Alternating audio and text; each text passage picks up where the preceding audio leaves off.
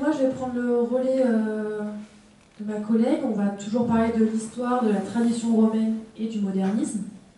Donc du coup, ici, sur la diapositive, on va retrouver un abaque romain. C'est les systèmes de numération égyptiens, grecs et romains, tous additifs, n'ont pas eu d'héritier à notre époque.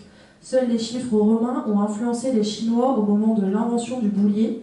Cela reste pour nous une écriture pédagogique intéressante et utile.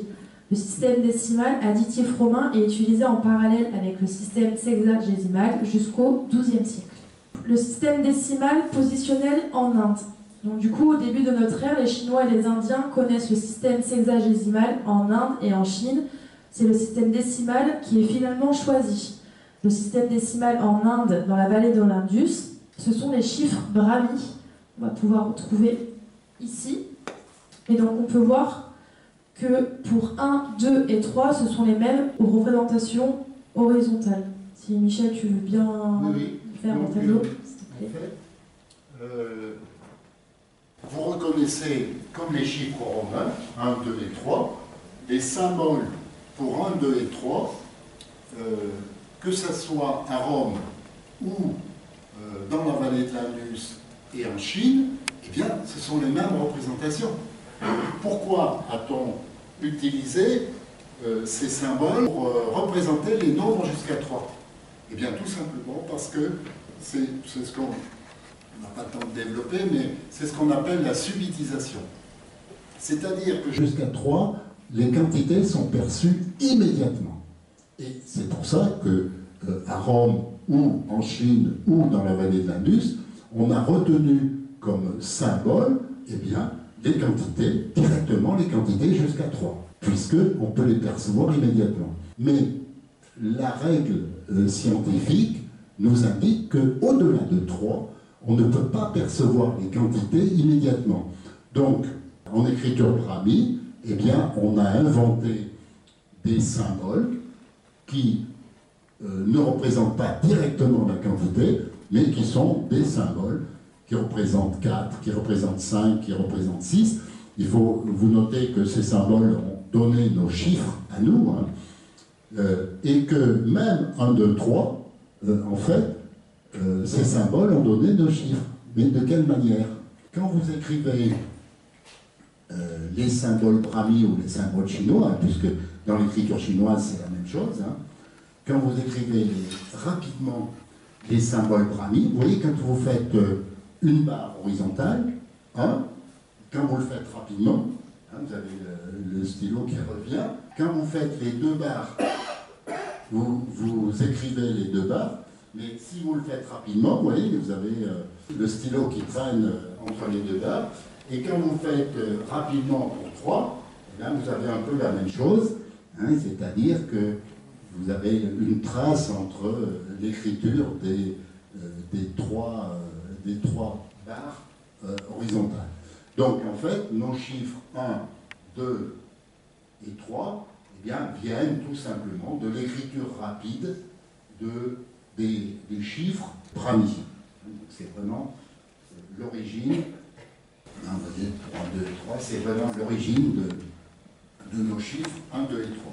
Alors, pour ce qui est des chiffres suivants, eh bien, comme je vous l'indique, ce sont des symboles et effectivement, ils ont donné, vous reconnaissez bien le 6, vous reconnaissez le 7, le 8, c'est un peu moins évident, mais le 9, on le reconnaît, etc.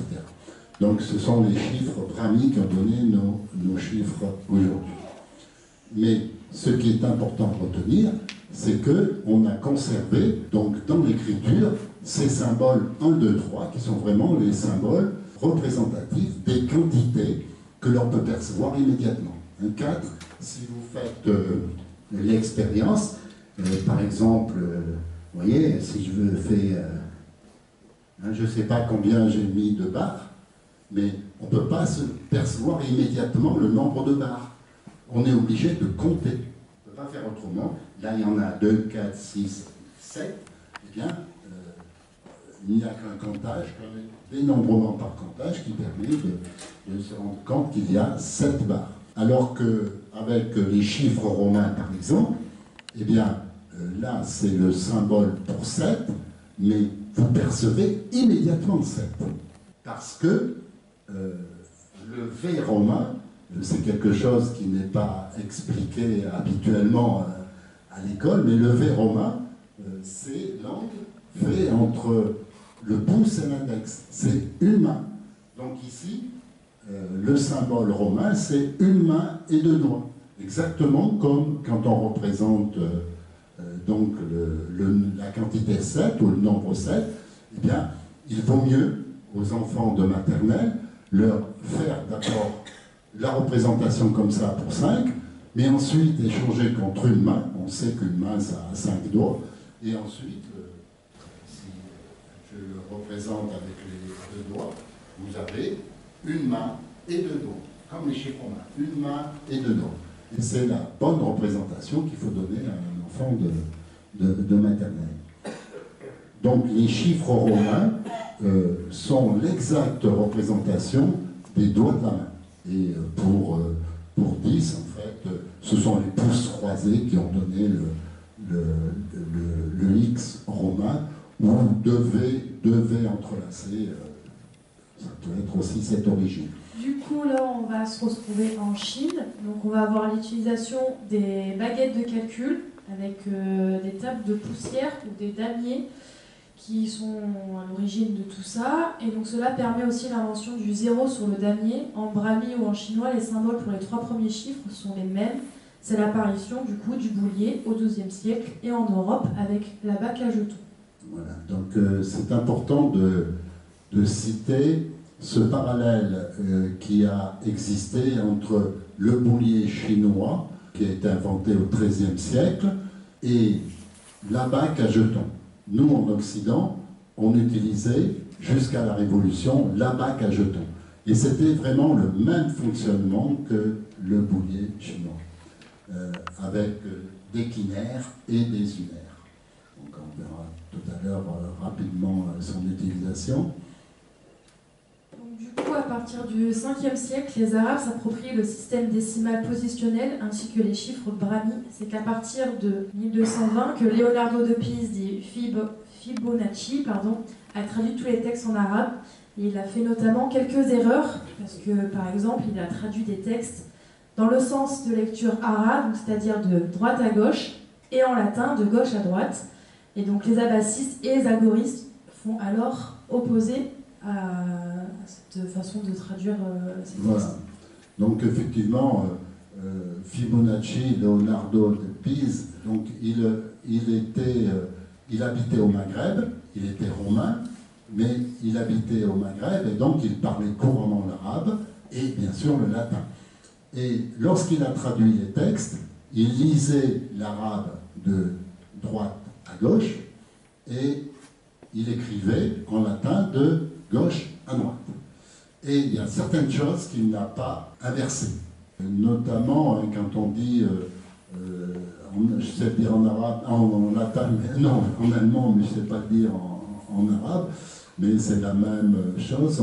On dit en allemand drei und vierzig. Donc on dit, au lieu de dire 40 d'abord, on dit l'unité d'abord. Et ça, c'est le sens originel en arabe. Donc on l'a conservé en allemand jusqu'à 100. Après, ils ont repris l'ordre, on va dire, occidental. Mais cette erreur, en fait, c'est pas une erreur, mais c'est la traduction littérale. En arabe, on dit aussi drei und vierzig, c'est-à-dire qu'on nomme d'abord les unités et ensuite, parce que c'était écrit, hein, il n'y avait pas de chiffres à l'époque, donc en arabe littéraire, c'est comme ça qu'on...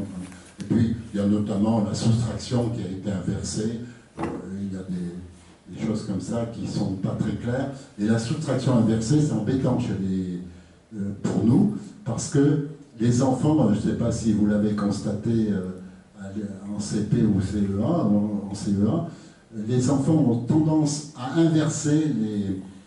par exemple, si vous écrivez 18 moins 14, par exemple, ils ont tendance à faire l'écart, 14 à 18, hein, ce qui est plus logique comme ça se faisait à l'époque. La soustraction a été inventée au XVe siècle. Au départ, on utilisait plutôt le calcul de l'écart. L'écart, ce qu'à l'école on appelle l'addition à trous. Voilà. On va avoir les algoristes qui vont être contre les abacistes, et donc du coup, on va avoir l'abac romain qui va être remplacé par l'abac à jetons. Et donc Montaigne a dit « Ni à plume ni à jet, je ne sais ». C'est là où du coup il avoue que lui aussi il est nul en maths. On va avoir la Révolution qui va trancher le débat en interdisant l'abac à jetons, donc l'instrument des clercs de l'Église, essentiellement qui enseignait aux enfants. Cette interdiction a privilégié le calcul algorithmique sur papier à l'école en délaissant le calcul analogique. Cette mise à l'écart des abacs s'est répandue d'abord à l'Europe et aujourd'hui au monde entier. De ce fait, la Révolution a interdit l'abac car l'Église en faisait des revenus. C'était une histoire de gros sous. À la Révolution, donc la Révolution a tranché, favorisant les algoristes qui calculaient sur le papier aux dépens des abacistes qui calculaient avec la bac. Mais on aurait pu au moins garder la bac à des fins pédagogiques. Mais voilà, à la Révolution, ils ont jeté le bébé avec l'eau du bain. Interdisant la bac, on n'a pas introduit un instrument pédagogique pour le remplacer. Et donc, on va retrouver ici Condorcet. Donc, Condorcet, lui, il est mort en prison en 1794. Et donc, c'est à partir de là que nous, on va reprendre le flambeau. Et donc, je laisse la parole à Michel pour la suite. Ouais. Merci.